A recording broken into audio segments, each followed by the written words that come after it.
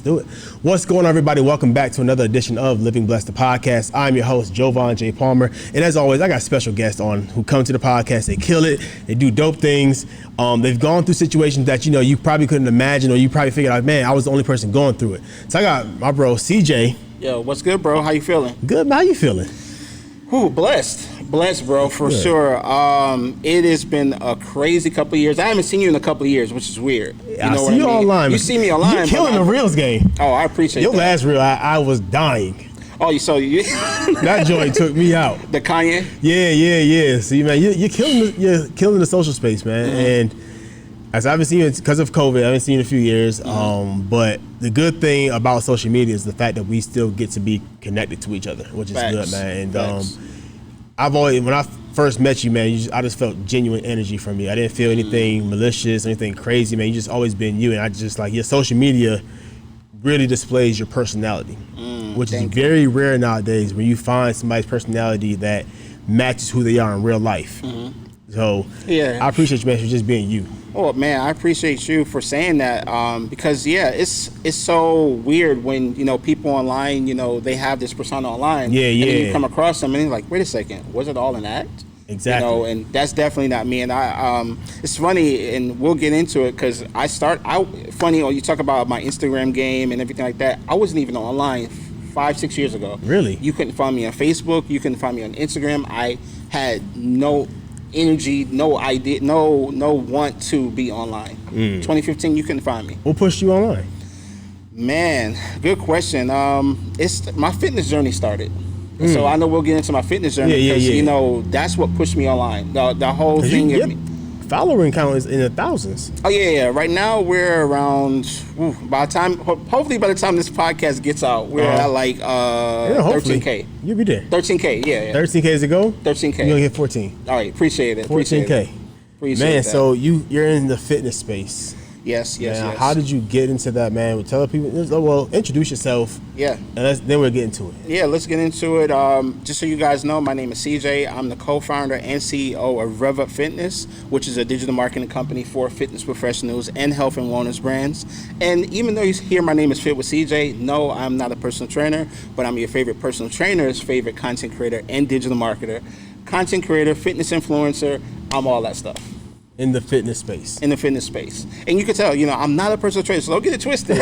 I'm not, I'm not. But we'll get into that for sure. It's just about, I just love impacting the community in the fitness space, how I do. I like being myself. And, people who follow me online, there's a lot of personal trainers, a lot of fitness influencers, health and wellness brands. But more so, it could be like anybody, right? Like you say, you just loved my reel I did the other day. I like inspiring people through laughter, being myself, and at the same time educating and informing people.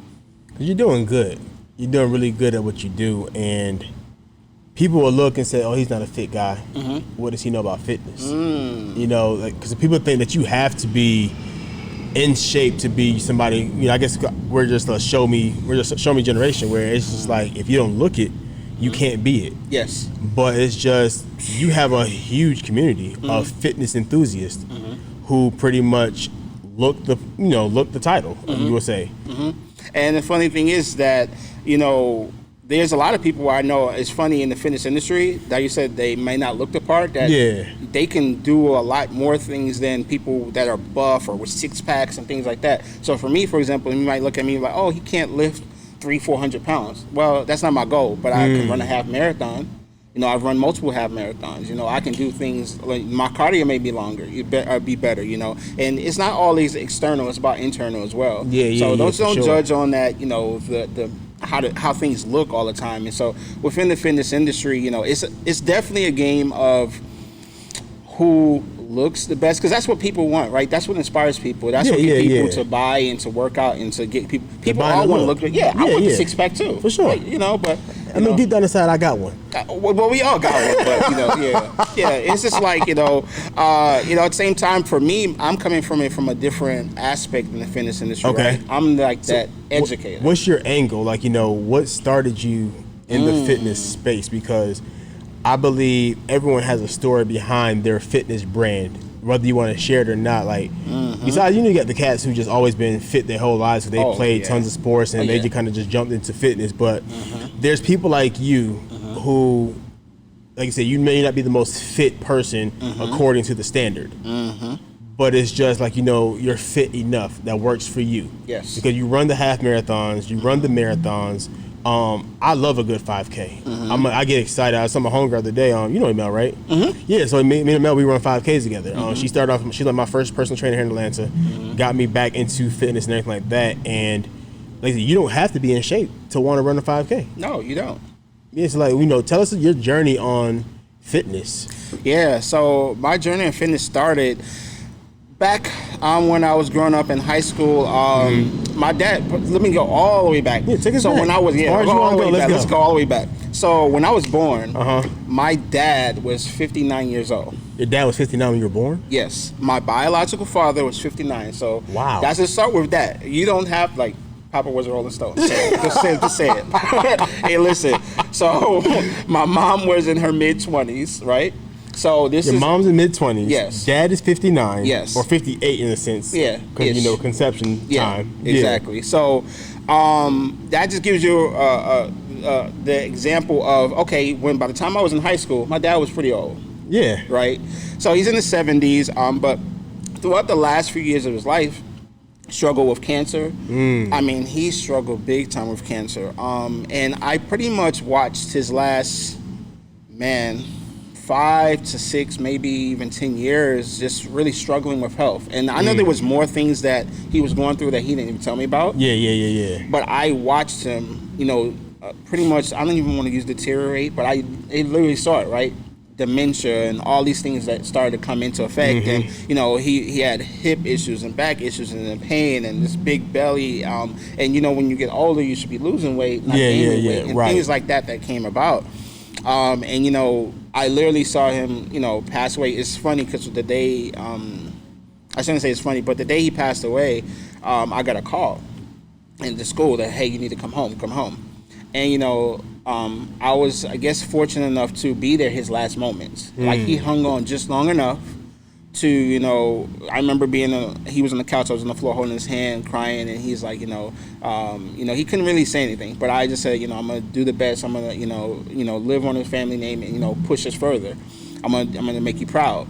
And so for me, that was one moment that kind of said, okay, I got to live a healthy life. Yeah. I just have to, because I don't want to live that life. I don't want to be older and slowly go. Now, back when my dad was born in the 20s, like the half the issues they were having, we have nowadays were non-existent. Yeah, exactly. So, the things he had to do to get to where he was, and like he was in the Navy, he did a lot of things. He was a retired chef from the Navy. He was a retired chef from the city of New York as well. Multiple jobs, but the thing is, like, health wasn't his priority. His priority was making sure his family was healthy. Right. His family was taken care of, things like that. So for me, that's what inspired me to get into fitness. And then the second thing that got me into it, and that was watching this documentary on Netflix called Food Inc. Yeah, I seen it. You've seen it? Yep. Mm-hmm. I watched that, bro. After that, I went to the Whole Foods for the first time. So for the first time? For the first time. Really? That's what got me to Food go Inc. to came out when? Man. It was some years ago. Yeah, but that's what got me to go to full. I think I stopped. My best friend helped me stop. Well, my cousins helped me stop eating pork. I haven't had pork in like 15, 20 years. Vegan now, ain't you? Ish. Veganish, okay. Veganish. Yeah, okay. Vegan. Palate calls myself pesca vegan. Okay. Yeah, dibbling down back and forth. So yeah, I've had beef or pork. I haven't had pork in like 15, 20 years. I stopped eating beef because my best friend was like, just talking about, how long it takes to digest in your system. And I've already had colon issues and stuff like that. So I'm like, I don't mind Xing that out. Yeah. And then, I dibble back and forth with chicken and stuff like that every now and again. So now, I recently just gave back up chicken. I was vegan, solid vegan for like 6 months. Yeah, and that's what I was watching. I was like, okay, he's in there. Yeah, I was in solid vegan for like 6 months because, like you said, you see the health complications of your family. Like my grandfather, my grandmother, my grandmother died of cancer. My other grandmother, she died of a heart attack. My other grandfather, he died of I believe it was like diabetes, something like that, because he had a cut in his foot and it, it spread through his body and he had diabetes. And then my parents, I see the health complications they have from time to time, and I'm like, I can't let that be me. Yes. I'm I'm already a big guy, 300 pounds, and it's like the same mindset you had. I just can't let it be me. So like I said, I'm running the 5Ks. I haven't got to the marathons just yet. Okay. But I want to get there. It's just because I see fit. Matter of fact, before you got here, before you got here, I was doing like 10 push-ups. I'm working out 3 days a week. So it's, man, so after this, we're gonna do 10 more. But go ahead. Let's do it. Okay. Yeah, for sure. Yeah, I'm trying to do about 100 a day. Okay. So yeah, I get it, man. Just like seeing family should be a direct trigger. Oh yeah, I mean, going through dialysis and all the stuff that he was like, that was rough, man. There's multiple times a week having to go to that and literally take him. That inspired me. So, for moving it forward, it was like, okay, well, how can I live the healthiest life for me? Yeah. And I started going to Whole Foods, started eating healthier. And then I said, let me sign up for a gym. I had never had a gym membership in my life. Really? Yeah, I never had. Like I had, during high school, you might play sports, right, stuff like that, but never had a gym membership. This is probably when. I think they still had Bally's open. That's some time. Yeah. Bally's became, or was it Gold's Gym then Bally's, or Bally's then Gold's Gym? It was Gold's then Bally's, I think. Yep. And then, so this is probably, I'm going to guess like 10, 11 years ago when I moved to Atlanta. Yeah. It was around that You're time. From where? From New York City originally, but then I actually lived in Michigan for a couple of years as well. Got you. Okay. What part of New York? Brooklyn. So Canarsie. And then also I got family in Harlem right now. Word. Okay. So, New York to Michigan to Atlanta, and, you transition in, your dad's having these health complications, and you're seeing it, and what's going through your mind as you're seeing this happen? What's going through my mind is I was struggling with lack of control. Like, I couldn't do anything about it. There was nothing I could do. You know what I mean? That was a struggle for me, and it was like, I couldn't control it, and it was honestly, speaking to him as much as I could, it wasn't going to reverse anything. And that's what I struggled with, not being able to do anything about it. How did that because we would love to reverse death. We would love to, catch somebody in the moment and say, hey, if you just do this, you can be held on to a little bit longer. So how was that for you, not being able to do that, for your dad? Well, growing up, especially as a kid, you're just being, like, for example, you're being fed what your parents give you. Right, you don't right. know what's you don't know better. better. You don't know better. So it was like, hey, Dad, I want 20 chicken nuggets. He's like, cool. Yeah. He's like, hey, you want some pork chops? You want this? Like, he was, they were raised on different foods that may not have been the highest quality because that's just what they had access to, and that's all he knows. Like, the pig's feet and all this stuff, and the chitlins. And I'm like, Dad, why are you eating chitlins? Oh my God! Like, this is the nastiest thing you could possibly eat on an animal, and you are doing. But that's what they know. I get it. I used to eat chitlins until I found out what they were. Okay. Yeah. So when did you stop eating them? I was a kid. Okay. My grandmother used to cook chitlins. They used to stink the whole house up, and we used to eat them, hot sauce, all that good stuff. And my dad had told me, he was like, you know what that is, right? And I was like, nah. And he was like, that's pig A, pig ASS. And I was like, what? Like, he's like, yeah, like their intestines. I was like, oh. And since then, I stopped eating it. It's just, I think that was the moment that kind of helped me. It was a trigger for me to be more health conscious. Though I wasn't, because I was, I've always been like the hefty kid, but it still helped me to just kind of it was just something in here. Just knowing that I'm eating pig intestines, like. So, yeah, it's just like, that was it, man. That was it. Like, being like that food struggle. So for me, not being able to have that conversation with them and say, hey, Dad, this is probably not the best thing you should eat. You can't have that conversation. He's not going to hear you at 60, 70 years old. I mean, at that point, he's like, like that whole saying, you can't teach your old dog new tricks. I don't believe it, but it's just some people, some dogs you can't. Yeah. Now, granted, he was galled by his cigars and the whiskey, and that was it. Like, that was it. And he was in the bar a lot, but that was just that. And that's just But for me, that was one of those things that I struggled with. Like I said, the fact that you couldn't control it. So how do I, and I don't know if we want to move forward, but like just thinking about it a little bit. I was like, well, how could I make sure I don't fall on that road? And that was when I said I signed up for the gym.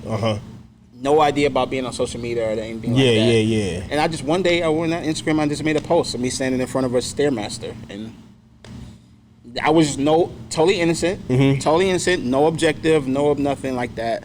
Long story short on that, it started to grow for the first couple of years because I was just, realizing that social media for me was not what I thought it was. Because going on Facebook, I was like kind of like pulling back, I think, a little bit from just being everybody I knew was on there. And it was just like, well, you're just going to judge everything I'm doing. Yeah. That's all I felt it was. When I went on Instagram for the first time, they were just people, when I didn't post I was working out, they said, hey, CJ, you didn't work out. What's going on? And I felt like, wait a second, there's a little bit of accountability here. Yeah. There were people that literally, just reached out to me and said, so I felt like it was like that push that I needed to kind of get into fitness, and that's how it worked out for me. My social media community is like totally organic and grew literally just from me posting just workouts of, and me just interacting with other people. So have you always been as a kid, were you fit? Like you were a fit kid, or were you just in decent shape? Just decent, average kid. Okay, average. okay. I was never like cut or anything like that. Never really big into sports. I could swim. My school teacher back in school, like my high school gym teacher, he push you into the damn pool. He's really? Like, oh, you get up and he'll push you in the pool. So it doesn't matter. You had to learn how to swim. So I was semi-athletic, played basketball here and there, especially being from New York. Like, you got to. That's what you do. Like, you don't hoop, then something right with you. Exactly. Yeah. So okay, cool. So fitness is kind of like it's been a part of you, but it hasn't really been a thing for you. You do the post on social media, people hold you accountable, saying, yo, you didn't work out today, you make your post today. Because at this time, this is just on Facebook, right? This is just on Instagram. Because it's just on Instagram. Okay. So people telling you did not post, you didn't work out today. How did that make you feel inside?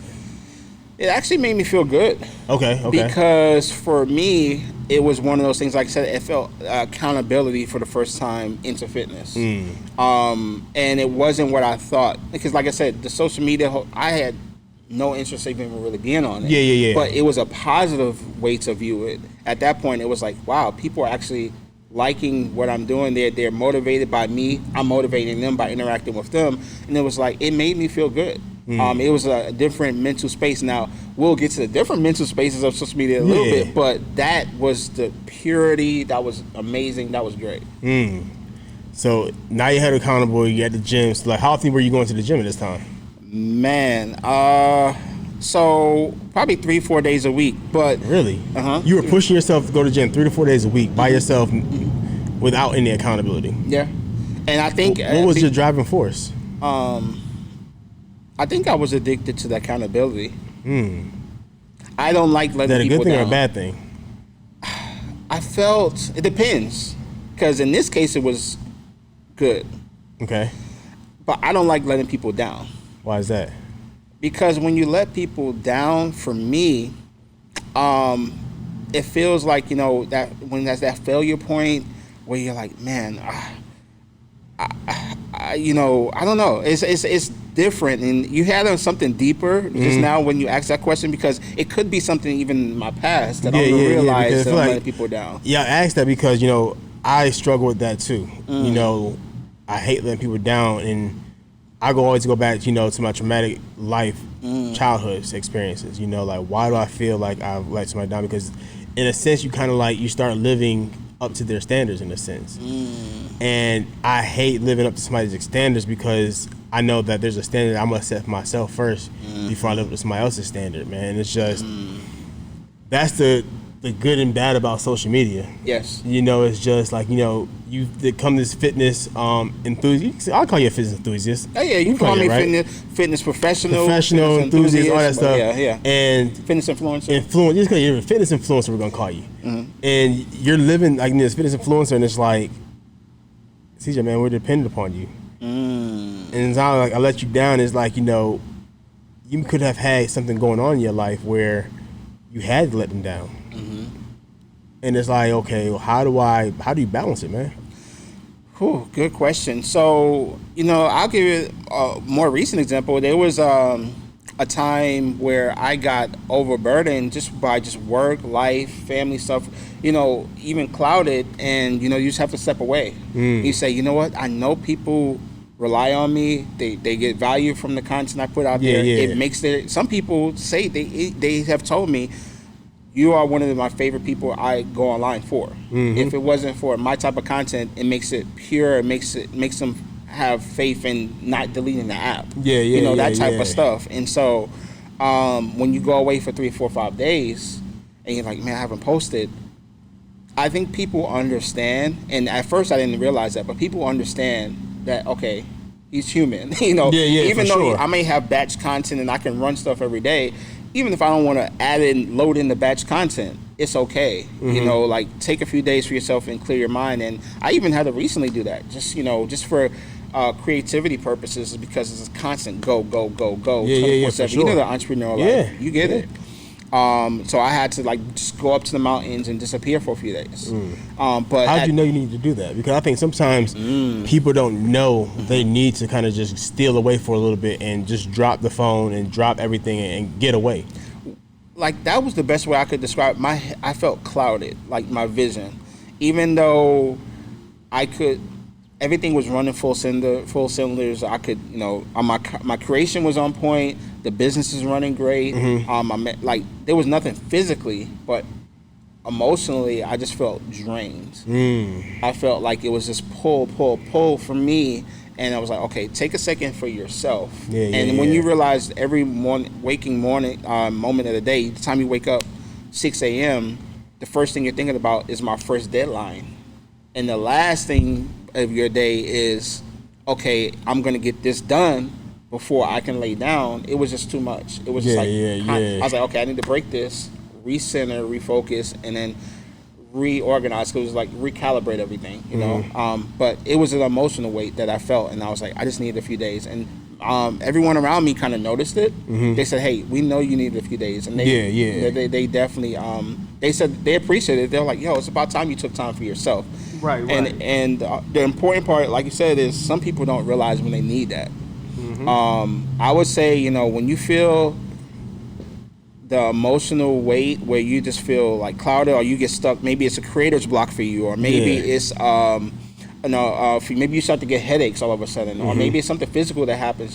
For everybody's gonna be a little bit different. Right. But look for those triggers when you don't feel whole. I like that, when you don't feel whole, because I think before we step into the social media world, I think we need to get ourselves to a point of wholeness so we know what that looks like. I think, so that's that self-awareness piece, man. I'm glad that you're self-aware, because like I said, you're a big influencer on social media now. You said how many followers right now? By the time this happens, 13K. 13. I'm pushing for 14. 14K, yes. So you'll have 14K, so you're up in the thousands right now. Let's see where you're at right now. I mean, I'm trying to push for 13 because we're about to hit 12, but he's like, yo, 14, let's go. I'm pushing for 14. Why not? And you know what? We're going to make an announcement on here in a little bit, too. I'm going to tell you why that's a big deal. I'm going to tell you a big deal. But he's checking right now to see what my followers count. Yeah, 11.9K right now. Yes. I feel like you can do it. Your last reel had 119 comments, which is good. Yeah, 119 comments. Comments. That's not the engagement, the shares, and all types of stuff. Yeah. Because it's perfect timing, because the Kanye album just came out. You're into fitness, and I think what you did with this post, man, was like what the feeling fitness can give you. Because, and I say that because it gives me a good feeling. With my homeboy, when we train 3 days a week, shout out to Marcus. He trains me 3 days a week, 6:30 in the morning at Hammond Park. I'll be watching. Shout out to Marcus. He been putting that work on you.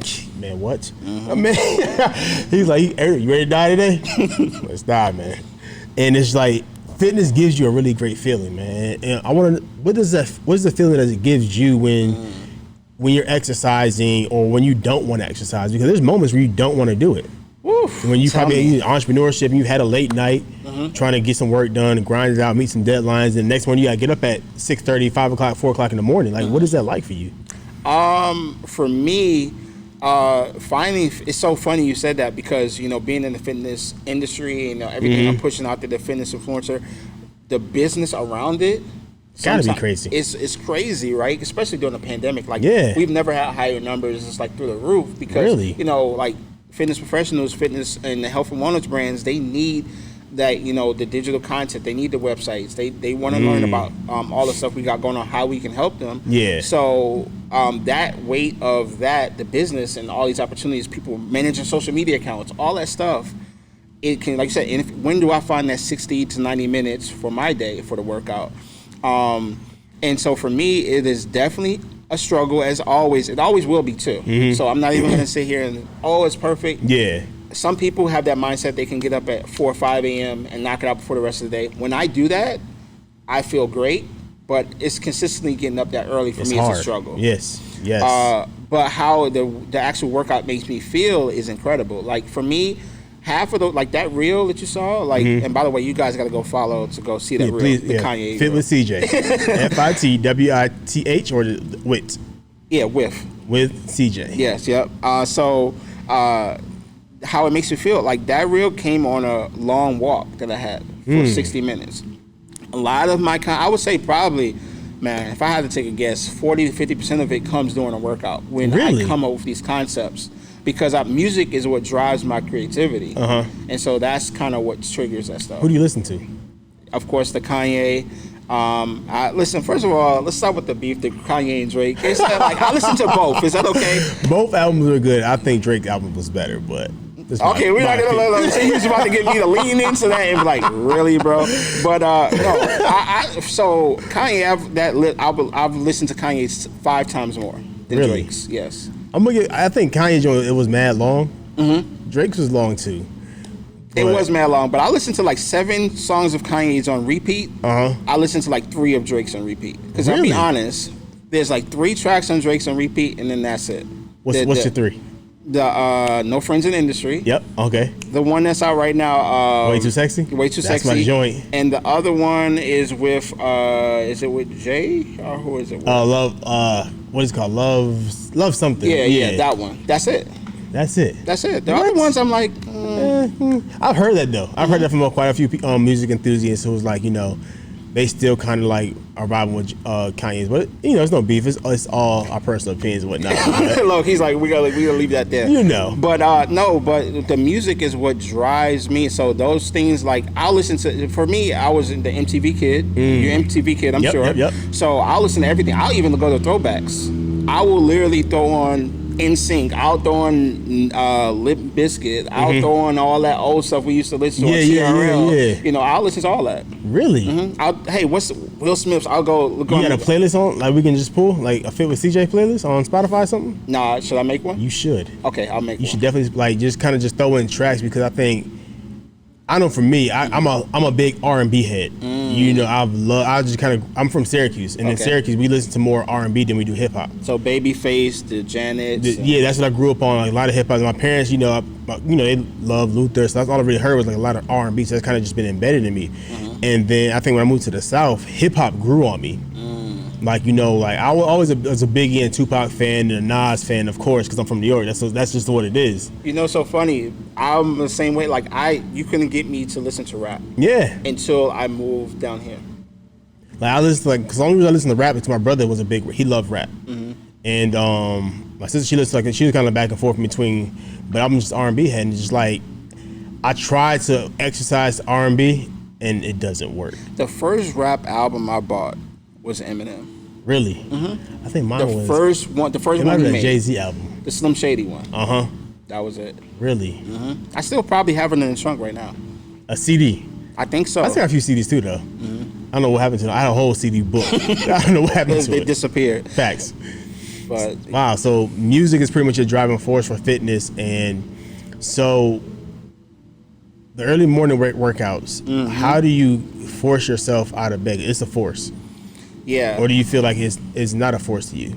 It just depends. For me, it's a force of a mindset shift to say, I got to do whatever I have to get done to make the goal accomplished. It's like with anything, right? Am I gonna force myself to go to sleep earlier? Am I actually going to set the alarm and not hit snooze? That's a choice. You know that the guy, there's a guy who recently made this comment that's going around viral. He's like, you wake up with 2 things in the morning. What is it? A choice and hold on, I can't remember what it is. But I didn't hear this one. Yeah, it'll come to me in a little bit. But you an option and a choice or something like that. Yeah. But either way, you have that choice of hitting snooze. That's true. And I just, that's the thing for me, is like, what that mindset shift is. What is not going to let me hit snooze to get this done? Because I know I have to get this workout done. Yeah. And it's just because you want to keep, like I said, because you said you saw your dad go through all of his experiences, and that's like, would you say that's your driving force for you to remain fit, or is it like that's just kind of a piece of it? That's a piece of it for sure, because instead of it just being the full driver, there's always that, like you said, I know there's a six-pack in here somewhere. Can I see it one day? Can I just see it for one day? I just want to see it once. Just once. I don't need it forever, because I'm the type of mindset that I don't want to work out so hard or have to watch every single meal and count every single carb to be totally cut forever. Like, I don't. That's tough. That's not me. For some people, they can do that. Yeah. I want to be able to say, hey, if I want to go get a pizza, whatever, and cool, I'm gonna do that. But that's just me. But for me, that's part of it too. Is like being the best I can be, and then not letting myself. When I start to feel like it's not even so much about weight, and that's a lot of things. People will make things about weight. Whenever I feel like I can't do something that I used to do easily, it's like, oh heck no. I used to be able to run this block in 5 minutes. Now it takes me 6. Oh, okay. Now I need to harder. I need to readjust something. Okay. So I used to be able to take the groceries from the house, right, inside, one trip, and not be out of breath. Now I'm out of breath. So something ain't right. So it's like you're being mindful of, I got it. So you're being mindful. Okay, cool. If I worked out yesterday, and then next week I'm a little bit winded when something I was never winded in, what happened? Mm-hmm. What do I need to be mindful of throughout my week? Was it my eating? Was it, I didn't work out hard enough, or I didn't, work out long enough? Or did I not get enough sleep? Gotcha. So all that plays a factor into it. Oh yeah, all of it. I think a lot of times, I think everyone's a dietitian nowadays. We have the Instagram dietitian, the TikTok dietitian, the Facebook dietitian. It's just like, I think there's so much information that's being misled out there when it comes to what you should eat. Oh yeah. Because I went vegan for watching the Food Inc., for watching a What the Hell. And that's another good one. Yeah, and it was just like, vegan is hard. And you have a lot of people who are vegan who force veganism down your throat. And I'm friends with a lot of them. But here's the thing I will tell you. Those friends that I have, I can totally relate to them, because the longest I went vegan before was about 6 months. Yeah. The same thing as you. And so, but the thing is, I dabble in, like, we can leave right now and go to a vegan restaurant. And I know me and you have that in common, and that's cool. But I can go anywhere and I can associate like that. But they don't never come to me and say, you need to do da-da-da. They don't do that to me. They don't do that. They just, they want you to lean in that direction, because for them, everyone's journey is different. They may have switched in one day. Yep. Some people, I know it took them a couple of years. But they know, like, you're at least on the right track, right, quote unquote right track. But because I believe it is, the healthier way to live. Yeah, for sure. But like you said, when people are forced down something, that's it just when it gives you a bad taste. Like you repel against it. Yeah. So you have this whole fit with CJ. You had the Fit Weekend. Was it Ebony Fit Weekend? Ebony Fit Weekend, yeah. How did you get into all, starting a whole weekend? That's a hard thing to do, to pull people together, to trust them when they trust you with their money. They're trusting you with their accommodations, where they're going to stay, because that's important to a lot of people. Where we staying at, what's included. How did you go from just doing fitness online to curating this whole weekend? So it's so funny, because I'm not the owner. The owner is... You're not? I'm not the owner. Really? I'm the creative director. I thought you were the owner this whole time. But that's good marketing. See, oh, for sure, good marketing. You did good. It's kind of like you had the Popeyes commercial. Everybody thought the black lady was the owner of Popeyes. yeah, she was the owner. So, but no, I'm the creative director. So I work side by side with the owners. Greg Sloan's and Ashley Malcolm. They are people I've met through networking. By one day, I literally saw this event. By the way, so Ebony Fit Freaks is the main page. Ebony Fit Freaks. Yes, that's the main page. Explain the Fit Freaks, because so it might be somebody watching this and Fit, what he got going on? Ebony Fit Freaks. It was just it's a way to for one let people, those freaks who are obsessed with stuff, right? Think about it like fitness that. Freaks. Fitness freaks. Okay. Ebony Fit Freaks. Not like the other way. Right. Yeah, but freaks of fitness, fanatics, right? Okay. So they had a page on Instagram. They have a page on Instagram, I should say. Man, I can't even remember right now. You said how many followers they have. Okay. I know it's hundreds of thousands of followers. Right now it's probably over 200,000 followers.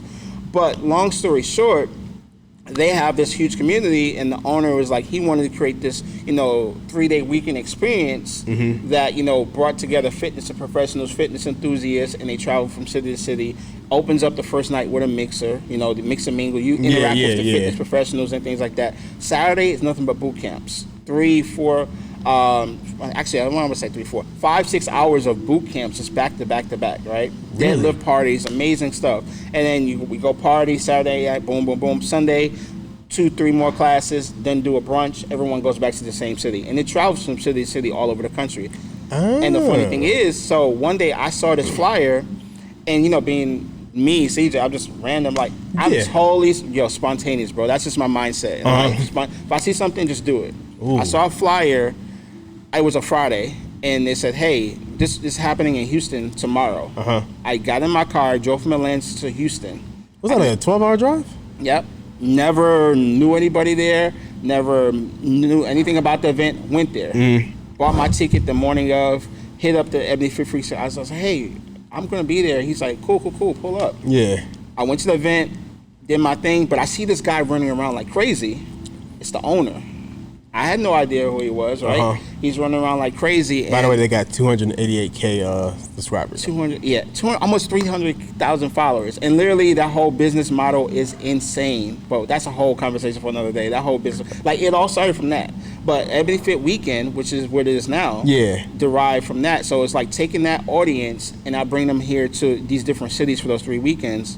But what I was saying, like, as far as like meeting the owner, how I got connected with them, I saw him, I was like, hey, bro, I see you running around, you need help or anything? He's like, he's like, yeah, nice to meet you. Thanks for coming through. But we kept in contact. He remembered my initial communication with him. He saw my content because me, everywhere I go, this is like a little gym, hopefully, if you guys listening. With content, everywhere I go, I record and I edit stuff. Yeah. And I put the experience in my own vision and I put it out there. I didn't charge anybody for anything. I just did it.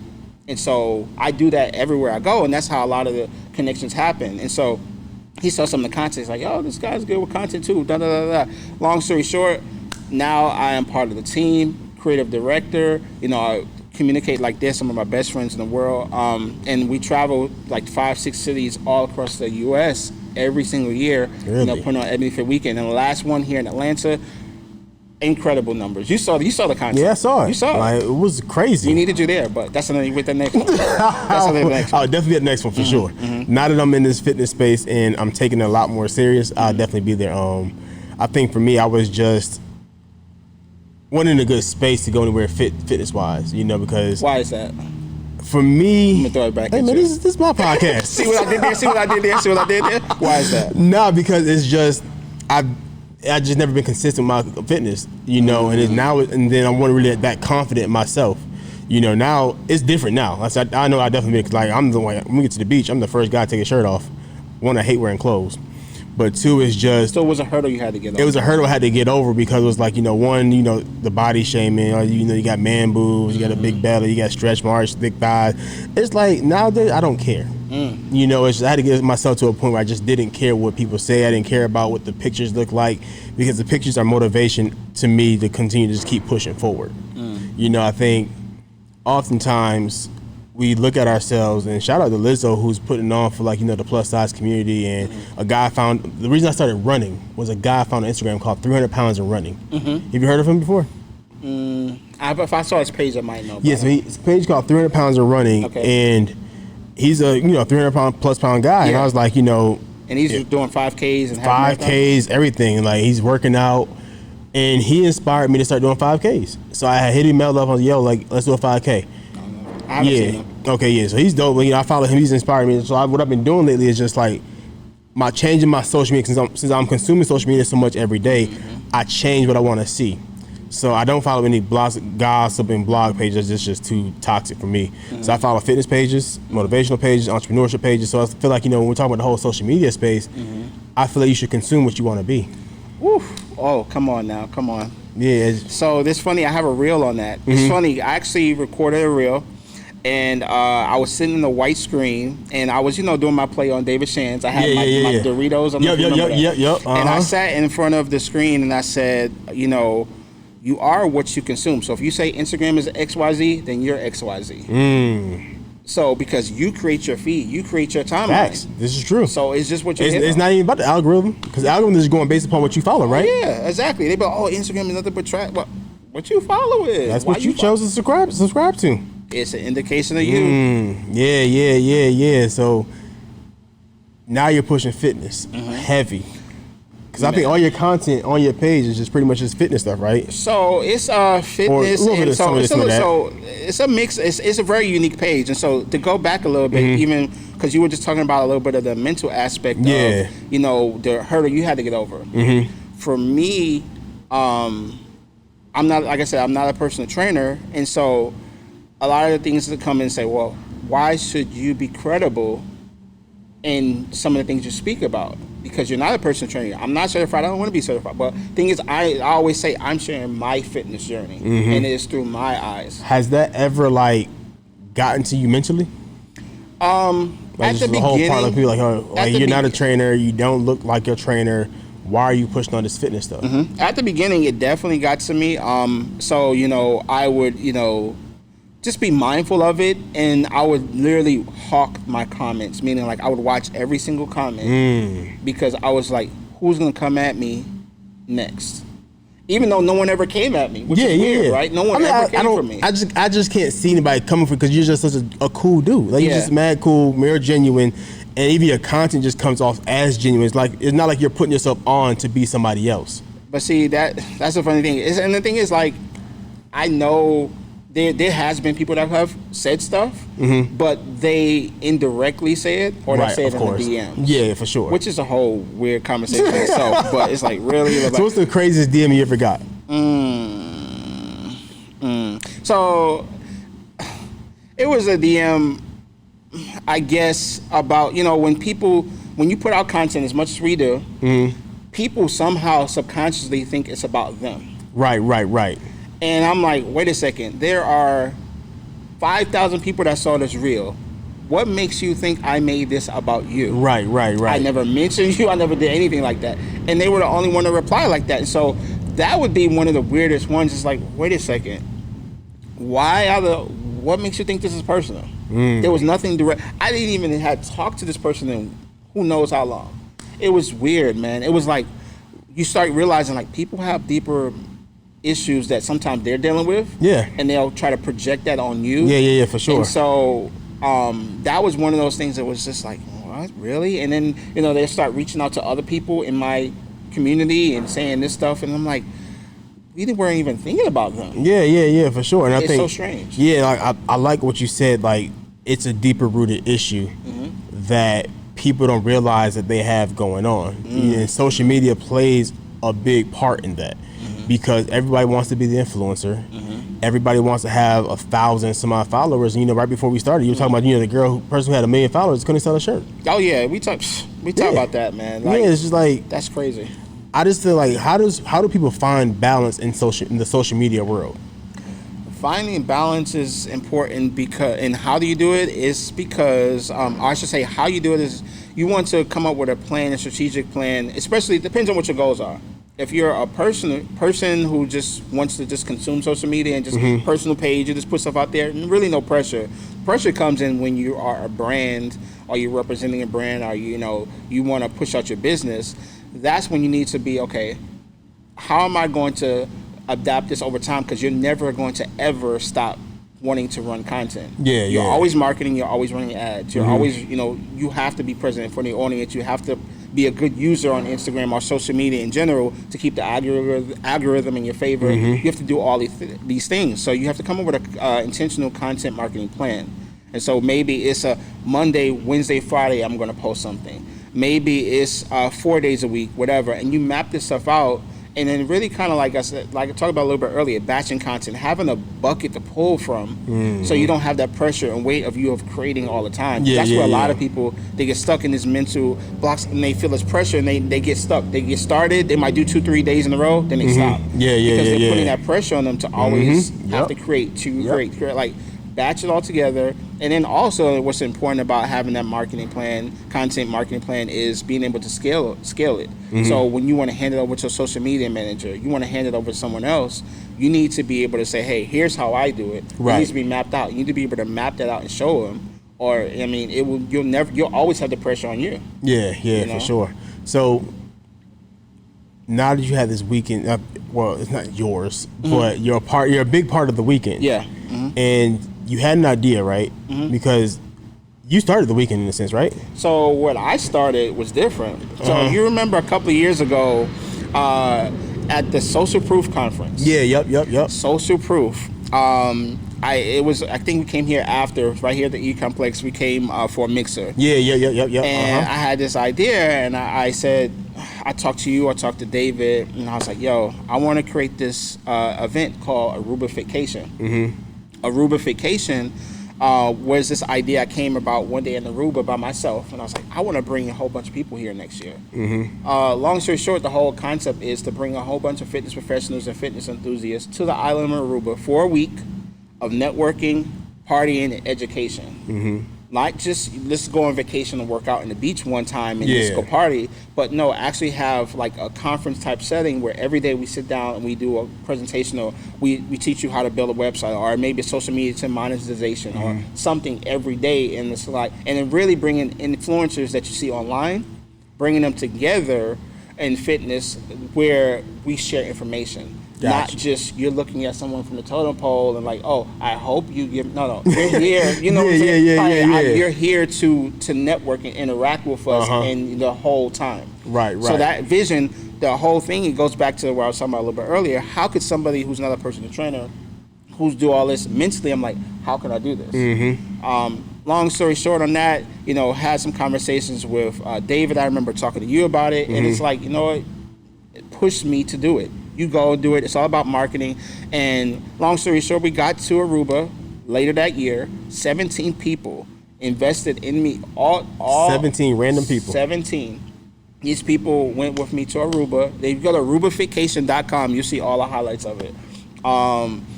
Incredible. We had sponsors. We have sponsors on board for the next one.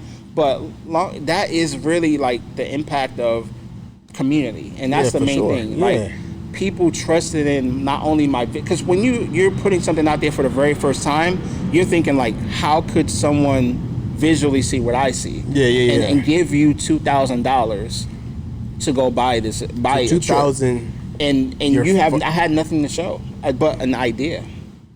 All you had was an idea, because I remember us talking about it, and you just had an idea, and you went out there on faith. In a sense, you pretty much went out there on faith, like, hey, this is what I do. But I feel like they trusted you because you did the work prior to. And I think a lot of people, they want to do a lot of things, but they haven't put the work into. They had to put the work in prior to. Yes. I would trust you and say, hey man, I'm about to put on this dope weekend. I mean, you told me if I was into fitness at the time, I'd have went, and I definitely would have trusted you because I just know that you put the work in prior to. Like, you had the idea, you showed the social proof after the trip. It's there to show. But it's just like people don't put the work in. They don't want to. I put in the extra work by going to Aruba ahead of time. Really? Showing, again, like I have went before. I went ahead of time, recorded more content. Hey, we're here in Aruba. Get ready for what's about to come. Literally showing you we're here constantly. But when you don't have that track record, and this is like, it's a lesson for anybody who's like putting something on like a big ticket for the first time. And that's the thing too I learned is like, it's a mental drain, bro. When you are taking people across the world and you're responsible for them getting home safely, that type of stuff, like, it's a whole different mindset. So let's pause and talk about that part, because part of the podcast is really just talking about your traumatic experiences and your mental, where your mental is, and like how you shifted all that to become a profitable business and stuff. So let's talk a little bit about your that mental shift that that you had, not a mental shift, but that mental mental burden that you had to carry 17 people to Aruba, to get yourself there first, to pull all this together. Like, what was that like? It was probably the most stressful I think me and my business partner, Side Hustle Mentor, have ever been. Like, we had never done anything like that, so you're always going to run into the first bumps in the road, first of everything, kinks, everything. You map it out, and you're like, Oh snap! I didn't plan for that. I didn't plan for that. Oh my God, it's raining. It wasn't supposed to, like, whatever. Yeah, right? yeah. So first thing we get there, first thing off the bat, we thinking we have time to do a whole bunch of stuff before people get there. Flights come in early. You don't plan for flights coming in early, right. like stuff like that. Or you get there, people luggage is missing. Well, guess what? The luggage is not missing on my fault. Right, that's the airline joint. But they're emotionally drained. They're emotionally hurt. So now, as the trip, organizer, you don't want that to spread because that person is already upset at the airline. Right. They're down. You don't want that to spread. Yeah.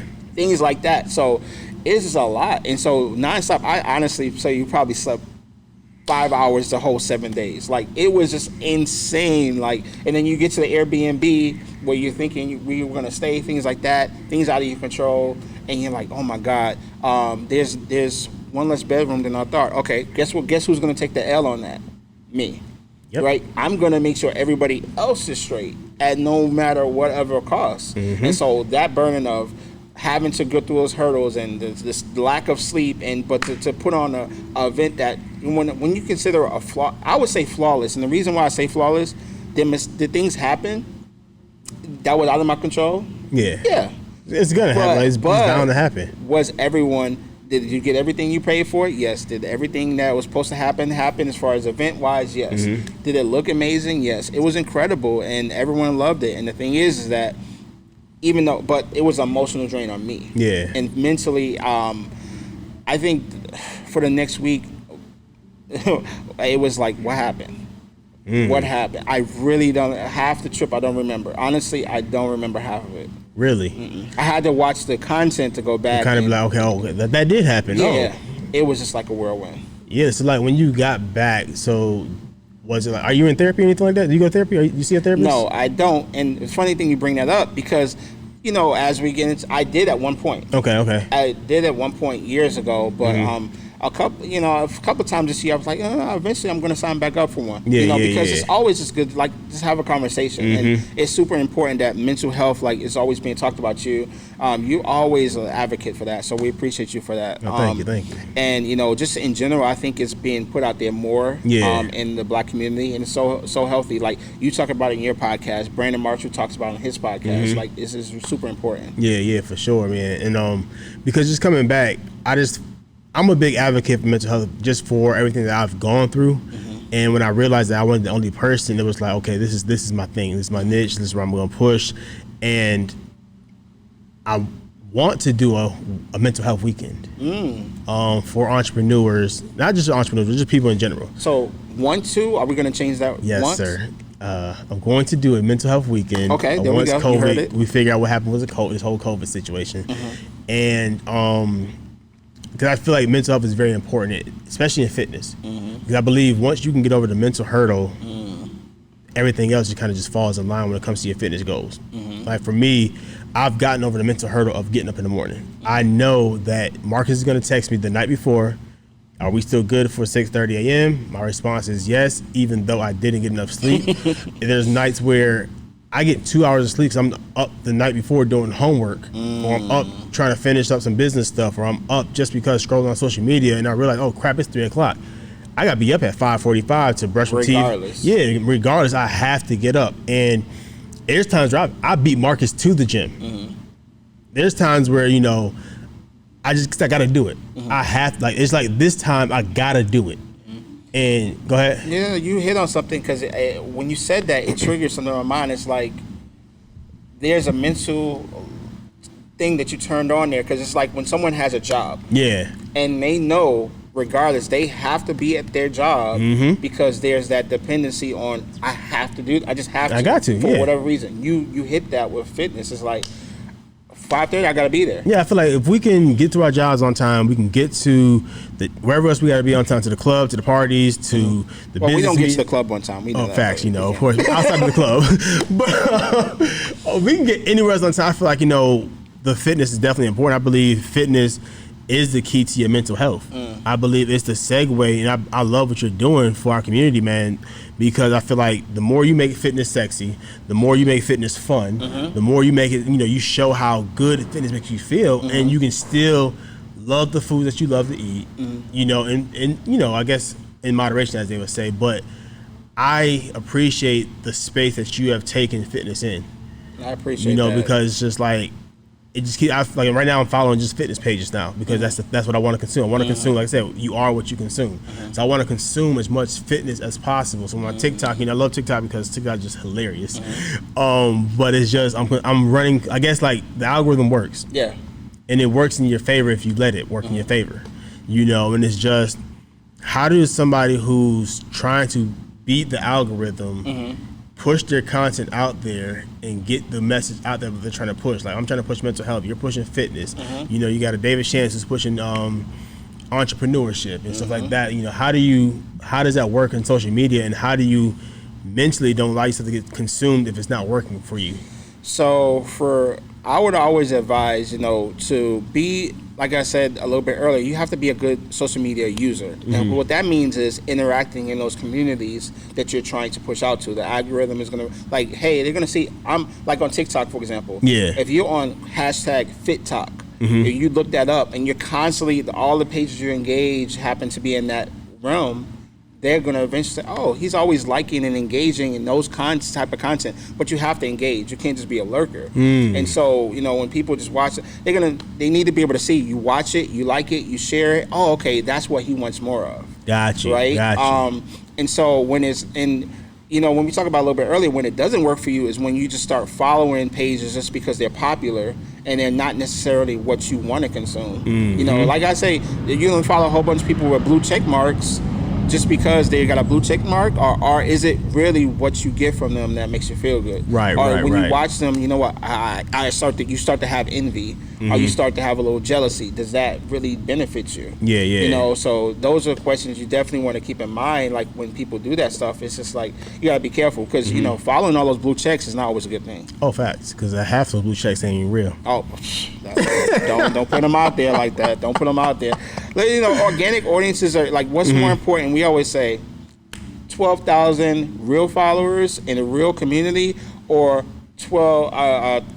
300,000 that maybe 30% of them are bots, and then the other half is just there to watch and envy.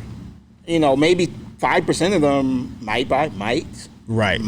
You know what I mean? So it's just like, just when you're creating those audiences, just be mindful. Like, it doesn't have to be the biggest audience, and you definitely want to just make sure it's an audience that's connected to you, because you're communicating with them all the time. Like for me, me, probably in our DMs, we probably have a long conversation, right? Right. Honestly, over the 5, 6, 7 years I've been doing on Instagram, I probably have, no lie, I wish I could count. I wish Instagram could count. I probably have over 1,000 DM conversations going on right now. Really? I guarantee it. Because, and they may not be every day, but, hey, how's it going? Boom, boom. I was like, what you doing? Oh, hey, I haven't talked to you for 3-4 months. Boom, boom, boom. And I keep those conversations, and that's how I network up, right? And then over time, I've talked to people on Instagram 3, 4, 5 years. I never met a person. But when I meet them, we know each other. We've built relationships. That's what social media is about. That's what I've made it. And I always say, it's always what you make it. You can mentally put yourself in a space. Social media is negative, right? Or you can just use it for the positive. It's all about how you use it. Facts. Man, that is dope. I appreciate it, and like I'm hoping that, like you said, that through fitness, I try to keep my page fun, fitness, and edutainment. Yeah, you doing it, man. It's like the little bit of the entrepreneurship, a little bit of consecration, a little bit of the fitness and motivation, all that. But that's all through my fitness journey. Yeah. And So, but mentally, I am in a great space right now. I feel like, with everything going on in the last year and a half. It's been tough for us all, but it's been my time to kind of really, I feel like, and I'm just saying it for me, push forward the industry, right? And so it's funny, I'm going to announce something on your show that I haven't told anybody, but Entrepreneur Magazine? Yes. So a couple of months ago, I was brought on to Entrepreneur Magazine to be a contributor. Congratulations. Thank you. Appreciate that. So I wrote my first article on Entrepreneur Magazine 2-3 months ago. Really? I haven't said a word about it. Is it published yet? It's published. It's out there right now. Why haven't you said anything? Because, see, the way I work, I'm like, let me see what the actual effect is of the article. before I announce it. I want to get that data. Does it actually draw more traffic? Is there people that follow me from the article? What does it do for me? What is the response I get? Because if I announce it on Instagram, it's going to get traction. It's going to get, okay, cool. What is the natural traffic? So, but it's there. If you go on my bio, the link is in the bio, and you can click it, and it's there. But I didn't say anything yet. Because I know the minute I post it, it's going to be a congratulations, and that's what I expect. But it's just you know, that's huge. But really, it's about, like I said, a little bit, I think it was off camera, but I said, it's not about being popular, but it's about being powerful. Like, who's the authority figure? And, you know, how could this guy who's not a personal trainer, who's not, you know, solely fit with a six-pack and all that stuff, but it's about, you know, the community. It's about the value given. And it's just about, you know, just helping people and being authentic. And for sure. if mentally I keep coming from that space, I think good things are going to keep happening. I'm going to stay blessed. Oh, for sure. Dang. I appreciate you, man. Oh, I appreciate you, I learned some more about you that I didn't know. You taught me some things that I can definitely implement in my fitness journey, because every time I eat something bad, it mentally hits me. Like, damn, I should have ate that. Or why did I eat that? I should have ate an apple instead, you know, of having some, I don't know, something fried. Cause I know my body's changing mentally and physically because I can't eat the things I used to enjoy. I can't eat fried foods anymore. My stomach aches. No fried chicken? I can't. I don't eat chicken. I just stopped eating chicken. Okay. I might do that. I might. What was the one fried thing you ate that you can't eat now? Anything fried. Anything. Like French fries? Deep fried. French fries I might be okay with. I think because the potatoes may absorb the grease. But anything that's deep fried and batter, I get a stomach ache. And I think it's from the detox I did, because I did Dr. Bobby's detox. Shout out Dr. Bobby. That was intense, wasn't it? Very intense. I didn't finish. I signed up for the 30-day and wound up doing the 14-day. So there's two you can do: a 14-day and 14 days. It was definitely good. I'm going to do it again. Every now and then when I feel my body, like when I feel depression kicking in, I always stem it back to, you know, my diet for me personally. So like 2 weeks ago, for about 2 weeks, I had a depressive 2 weeks where I shut everybody out, you know, I didn't shut out my life, but I kind of shut it down for a little bit. I know what you mean. And because I needed to reset. I wasn't answering the phone calls. It was just responsive via text. I was still doing my work stuff they have to do for people and stuff like that. I was still getting the job done, but it was just, sometimes I just, like me, because I'm a busy guy. I'm connected, just like, you know, I'm connected to social media influencers like yourself. I'm connected to, you know, I work for social media influencers. I'm building my own program and business and everything like that. And it's mentally draining. And on top of that, fitness is saving me. Wow. Fitness is saving me, because when I need to get away, I go for a 6-mile walk. You know, when I need to, like, you know, feel better about myself, you know, I go, when we're in the gym at 6:30 in the morning, I'm feeling better. Marcus asks me all the time, man, how you feeling? I feel good. Like today, like I said, before you got here, I was doing 10 push-ups just because. And it's like, it's changing my life because it's changing me. So, man, just keep pushing the fitness for sure, man. Keep pushing, like, you know, regardless of, you know, what people saying. I don't care what y'all say. They got something to say. Someone come see me. Oh, I will. Jay got my back. Yeah, come see me, man. But I'm going to do a quick commercial real quick. And then we want to wrap it up, man. Just want you to give some powerful words to anybody who's struggling to get into fitness, or who's struggling mentally, who's trying to get over that mental burden of fitness, man. I want you to hit them real quick. And then we're going to close it up, okay? Gotcha. All right, so everybody, this episode is sponsored by the Emboldened Institute. The Emboldened Institute is my program where I help individuals who have experienced a form of trauma, sexual trauma. Mainly, it's pretty much how you get over that hump. Trauma is something you never get over. I'm sorry, you just don't get over it. I still have recollections of anything that happened to me when I was a kid, but there's still a way for you to pretty much live and navigate through life, and that's what I'm here to do, help you live and navigate life through your traumatic experience.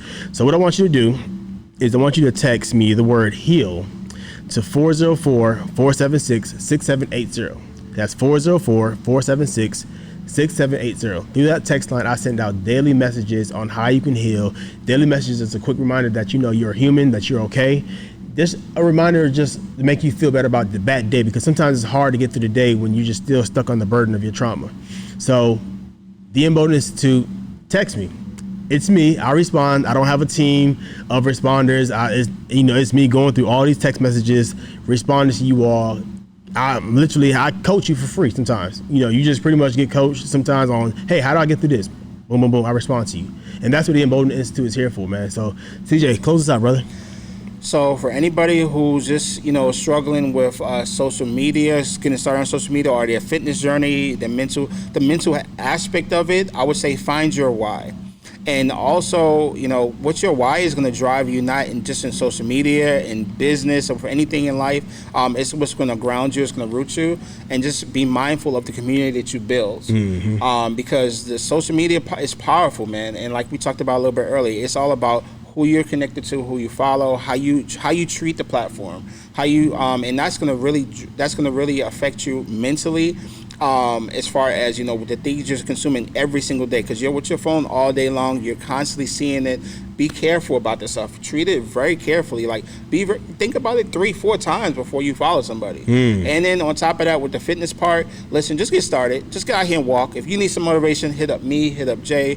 Listen, hit us up. We will talk you through it. We'll walk a 5K with you. How about that? Yes. Let's get started. I'm gonna do a little running because I like to run a little bit. Okay. But then, I would definitely help you keep up though, for sure. For sure. And then just have fun with it. That's the thing. Like, if anything you get from me, if you ever follow me on Fit with CJ on any of my platforms, just know I'm having just fun. Yeah. That's all I'm doing, and that's all you need to do with fitness too. Just get up and move, and just take care of yourself and your family. Thanks. Well, you heard it here first. Live and Bless the podcast. We out. Peace.